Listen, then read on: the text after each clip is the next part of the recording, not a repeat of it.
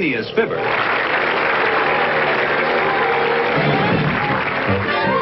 And Kathy Lewis as Molly. Hi, in the kitchen. Hi, honey. Hi. Ah, how about my roses, huh? Oh, they're beautiful. Thought you were on a diet. I was. But what's the use of trying to be slim and lovely when the spark has gone out of your marriage? Oh, Hazel, why do you say that? Your marriage has lots of spark left in it. Not really. Roy still loves me, you know, but it's not the same. I'm something he's used to. I'm comfortable. I'm like an old shoe. So what's the difference if I'm a fat old shoe or a skinny one? What put you in this mood? I went to a lecture this afternoon by Margaret Brock, the author of this book, Secrets for a Successful Marriage. Oh, I wish you'd been there. Why? I'm very happy in my marriage. Of course you are. And she explains why you shouldn't be. She points out all the problems and the failures and those terrible pitfalls. Sounds like a real fun afternoon. Marvelous. Until you hear Mrs. Brock, you just don't realize how much trouble you're in. Glad I misheard. She tells us why so many marriages break up. She even warns us about the danger signs to look for. Now, one of them is... am I telling you, you're perfectly happy. That's right. McGee and I have a wonderful marriage. What are some of the danger signs? Oh, sweetie, I didn't mean worry you. No, I'm not worried. I'm not worried. I'm just curious. What are some of the signs? Well, one of them is lack of romantic interest. Mm-hmm. Are you still a woman, or does your husband look upon you as a pal? I think I'm still a woman. At least McGee kisses me goodnight. We don't shake hands. Roy kisses me, too. That doesn't mean anything. That's habit. I can always expect to be kissed 3 times. When he goes to work, when he comes home, and New Year's Eve. That's a danger sign? Bright red and wig-wagging. Honey? Yeah. Oh, hi, Mom. Hi, Hazel. Hi. How is the golf game? Oh, terrible. Oh, it's just awful. It was hot as blazes out there. We had to carry our own clubs. I didn't think I'd make the last 3 holes. I thought I was going to collapse on the first 9. No, me too. Scorching sun, no water, no shade. Just a brutal day. Miserable. Yeah. Did you make the reservations for next week? Yeah, we feel at the same time. Good. I don't see why you even bother to play. It's our only form of relaxation. Oh, would you like to have me make you a pitcher of lemonade? Oh, thanks, Molly, but we've got to get over to the bowling alley. Bowling? You just got off the golf course. Well, we want to qualify for the tournament, and the afternoon's the only time we can get a lane. This is my only day off. You don't mind, do you? Yeah, we'll only be about an hour or so. Okay. Oh, no, go ahead. Yeah, have fun. Oh, thanks a lot, Molly. You're a real pal. Yeah, and you're a great little sport, honey. Better get going. Oh, the best, yeah. Well, pal, Yeah, sport. you know that's a danger sign? Once we were desirable women. Now we're great pals, real sports. Good kids. Next they'll be giving us cigars instead of candy. That book has the answer to every marital problem. I wonder what our category would be. Listen to this. When you begin to notice a lack of interest from your husband, when he is more occupied with golf, fishing, and other outside activities. Molly, there we are. Yeah, there we are. What are we going to do about it? Wait a minute. Here it is. The woman should make every effort to recapture the spirit of courtship. In this way, the fading spark of romance may be rekindled into a bright flame of love which every successful marriage must maintain. Well, we've got to rekindle the flame. Does the book say what we're supposed to use for kindling? No, that's on the next page. I don't know about McGee, Hazel. 15 years of marriage makes a man pretty fireproof.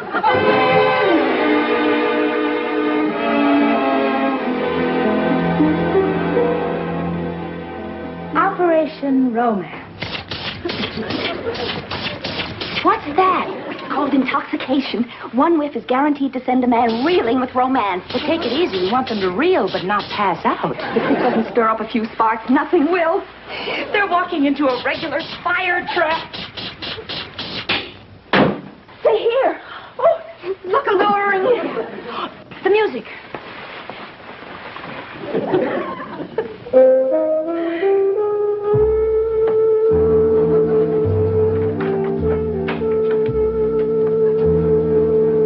What happened to the lights? Molly? Hazel, is that you?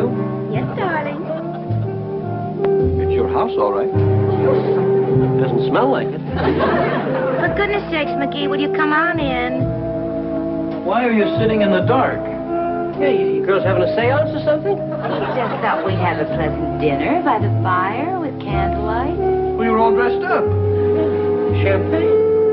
Yeah, I'm glad we left the bowling alley early. I think they were expecting 2 other guys. Well, they've already been here. I smell aftershave lotion. That's perfume, and it's especially for your benefit. Well, I don't get it. What's the occasion? There's no occasion. We just thought we'd do something extra special for you. Thanks, Molly. Yeah, that's great. Well, let's eat, huh? Well, darling, dinner isn't quite ready, so let's just sit down here and relax, huh? McGee, the fight's on. We almost blew it. I don't want to fight. Honey, the state welterweight title. Get the photograph, will you, Roy? Right. This is the channel. We kindled the flame of love, the book said. They didn't even get warm. Hazel, we should have known. You can't start a fire with 2 wet blankets. McGee, do you still feel the way you did before we were married? Of course I do, honey. I feel fine. Gosh, you can't play 18 holes of golf and bowl 6 games if you don't feel good. No, I guess you can't. However, I have noticed my feet get kind of tired lately. First, I got flat feet.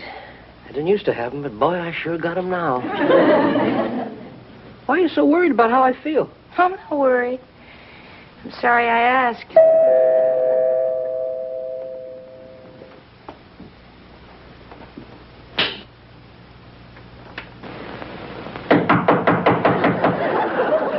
Who is it? It's Roy. Goodness sake, Roy, you scared Molly half to death. Sorry, McGee. Can I sleep on your couch tonight? Who is it? It's Roy, honey. I think he and Hazel had a little argument. And it was a pip, too. What happened, Roy? She just started acting crazy. First, she wanted me to take her on a moonlight walk. After the rough day you had?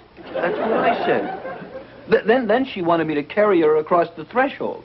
But the girl just snapped her twig. She started talking about the way I treat her. I don't stand up when she comes into the room. I don't pull out her chair for her. And when we come home at night, she has to get out of the car to open the garage door. What's she complaining about? I treat Molly the same way, and she doesn't mind a bit, do you, honey? Yes, I do. I feel exactly the same way that Hazel does. Just because we're your wives doesn't mean we're not women. Of course you're women. When did I ever say you weren't? It's not what you say, it's what you do. Before we were married, it was different. When I came into a room, you stood up. And when I left the room, you stood up. And you took me for moonlight walks, and we went dancing. That's why I have flat feet now. We're tired of being taken for granted. We want to be courted and won. We've already done that. Well, would it hurt you to do it again? How many times do we have to win you before we can keep you? Why do women always get these silly romantic ideas? You know, what you've got to realize is once you're married, the chase is over. Right, McGee? Right. Nobody chases his own wife. That's like going to see the same movie twice in one night. I've got news for you. The chase isn't over. It's just begun. Roy, you don't have to worry about sleeping on the couch. You may have my bed. And I'm going over to sleep with Hazel. Molly, wait! And I won't be back until I'm wooed and pursued. Oh, boy, what a night. I didn't sleep a wink. You kept me awake all night long. You always talk in your sleep? I said, do you always talk in your sleep? What's that? Would you mind putting down that paper and listening to me? That's the least you could do when I'm standing over a hot stove. You sound just like Hazel. I might as well be back home. I might as well be a fry cook in a hamburger joint for all the attention I get from you. Well, hurry up with the breakfast. Those pancakes should be ready by now. They're ready. I'm having a little trouble with them. Stuck to the griddle. Did you grease it first? I didn't think I had to. Pancakes look greasy enough.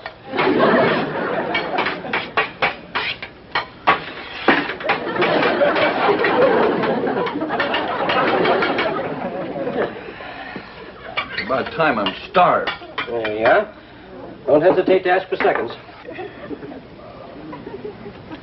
I'm afraid to ask for first. Well, dig in. I thought you said you were starved. Oh, I'm not starved enough to eat that. They're not bad if you put enough butter and syrup on them. Hey, McGee, Molly's coming over. Do you think she's begging to come back so soon? Oh, no, she just probably wants to see how we're doing. Well, let's pretend that we're doing just fine. Yeah. McGee, I never knew you were such a good cook. Well, it's just something I learned from Molly. Oh, these pancakes are delicious. Just delicious. There's plenty more where they came from, you know. Oh, no. Eight is my limit. But, yeah. Well, hello, Molly. Oh, hiya, Molly. Can I fix you some breakfast? No, thank you. No, I just came by to pick up some of my things. I thought you two would be out playing golf.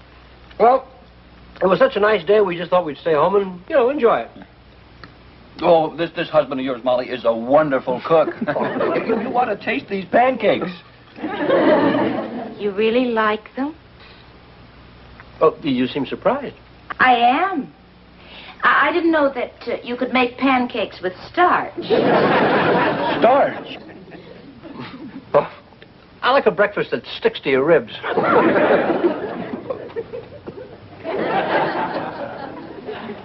Well, I'll come back later and get my things, all right? Molly, I was thinking it might be a good idea if we all got together for dinner this evening. Oh, by George, what a great idea, McGee. Yeah, it wouldn't have to be anything fancy. No, anything that you and Hazel would like to fix. Yeah, we're not choosy at all. Well, I don't know about dinner. Okay, how about breakfast? Would you really like to see us? We sure do. Why don't you call later and see if we're free? Bye. Now they want us to call and make a date.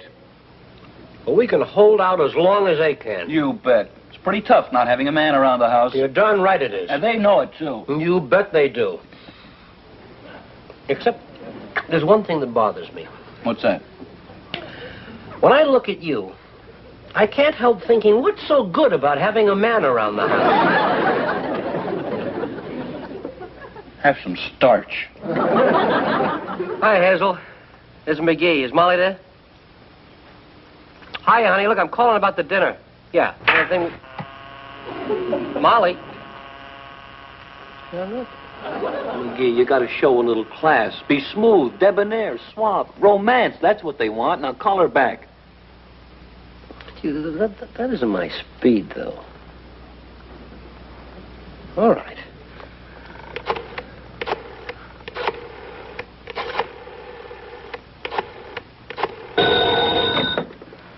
Hello. Hello, Mrs. McGee. You may remember me. I'm Mr. McGee, your husband. Oh, yes, Mr. McGee. So nice to hear from you.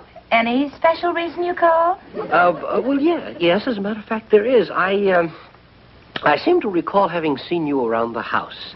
And I thought it would be nice if we renewed an old acquaintance. That is, if you're not busy. Oh, all right. 7 o'clock? 7 o'clock would be just wonderful. Say, you don't happen to have a friend, do you? I have a house guest. He's a young attorney, unattached, very nice fellow. Very. You do? Smashing. See you at 7 then. We'll be looking forward to it. Hazel, they want dinner. We ought to have something extra special. What about roast beef? Do you think that's what they'd like? They've been eating starch. They ought to love roast beef. We'll dazzle them with chivalry. They're gonna wish they never started this. Hello, boys. Good evening, Mrs. Norris. I'm Mr. McGee. I'd like you to meet a friend of mine. This is Mr. Norris. Mr. Norris, this is Mrs. Norris. My pleasure, Mrs. Norris. Well, thank you, Mrs. Norris. Won't you come in? Oh, thank you.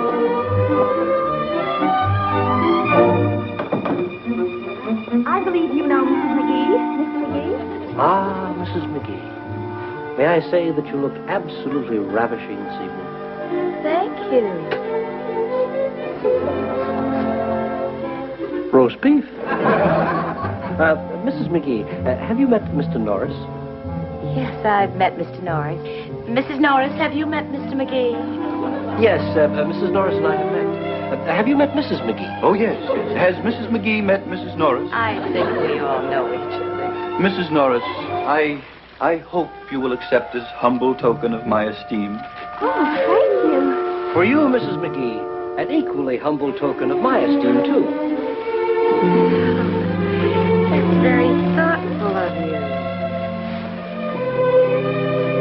Flowers are beautiful. Matched only by your own loveliness, my dear. Thank you.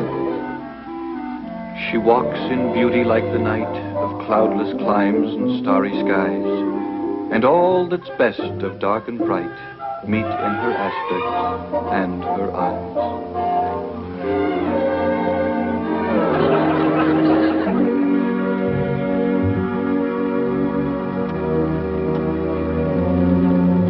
A bunch of the boys are whooping it up. That's very good. I'm afraid my memory for poetry is not quite what it should be. Thanks for trying. Why don't we all sit down? After you, my dear. Oh, thank you. Excuse me?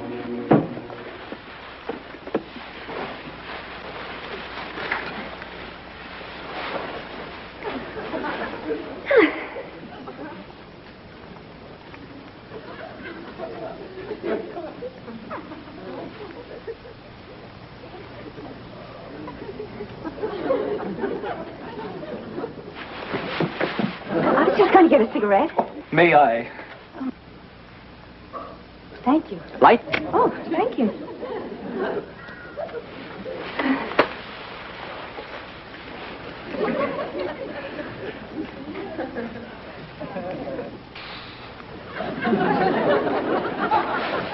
I was just going to get an ashtray. Use this. I'd just as soon use an ashtray. Thank you. Oh, here you are, my dear. Thank you.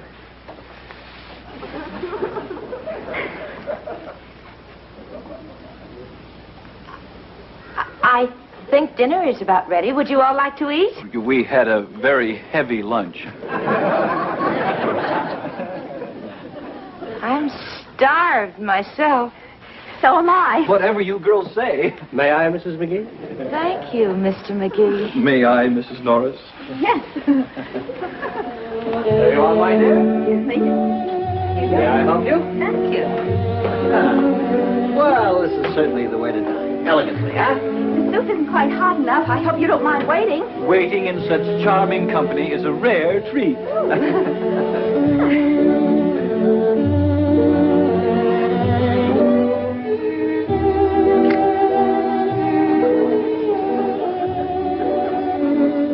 What's that for? Oh, I thought if you girls decided to smoke, I wouldn't be caught napping. Why don't we start with the salad?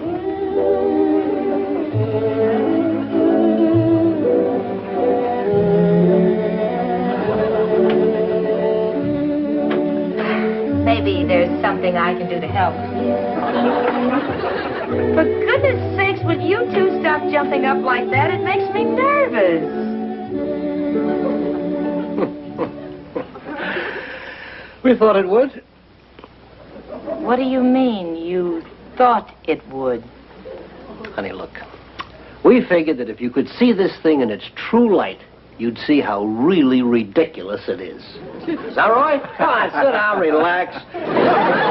But we're just a couple of guys having dinner with our wives, that's all. Where's the old roast beef? Bring it out. You know, this thing is nothing but a big ass. Boy. You were just trying to teach us a lesson. Did you want to say something to the girls, Roy? Yes, suppose you explain this, Mr. Norris. Go ahead, Roy. Take a crack at it. Well, Roy, I'm waiting. Waiting in such charming company is a rare... Oh, shut up.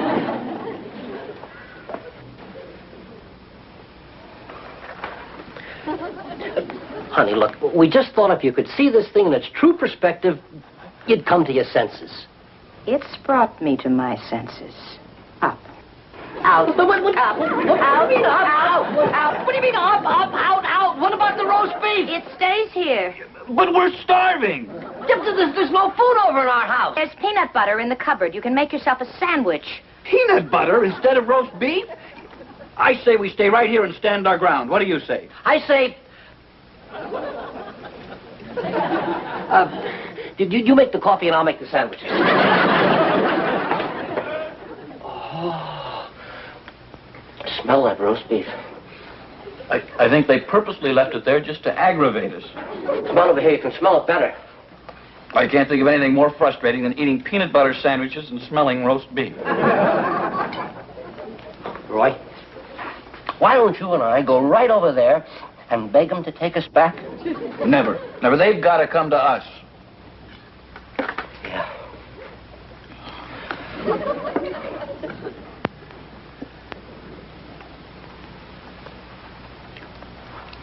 I think I got an idea. The girls are over there all alone in that house. It's dark, and like all other women, they're frightened, helpless creatures.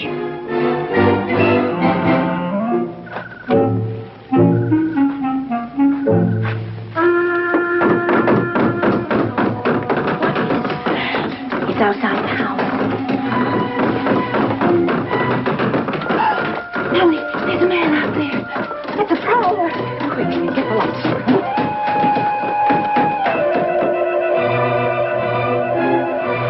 Maybe they didn't hear us. They heard us. Climb in the window and rustle around in the kitchen. That'll give them a real scare.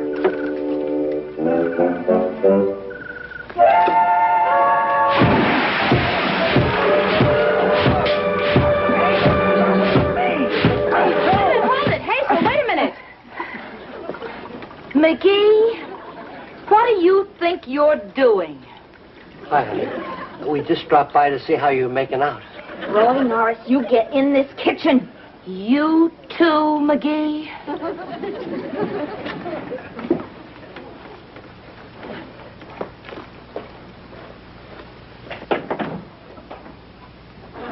You frightened us to death.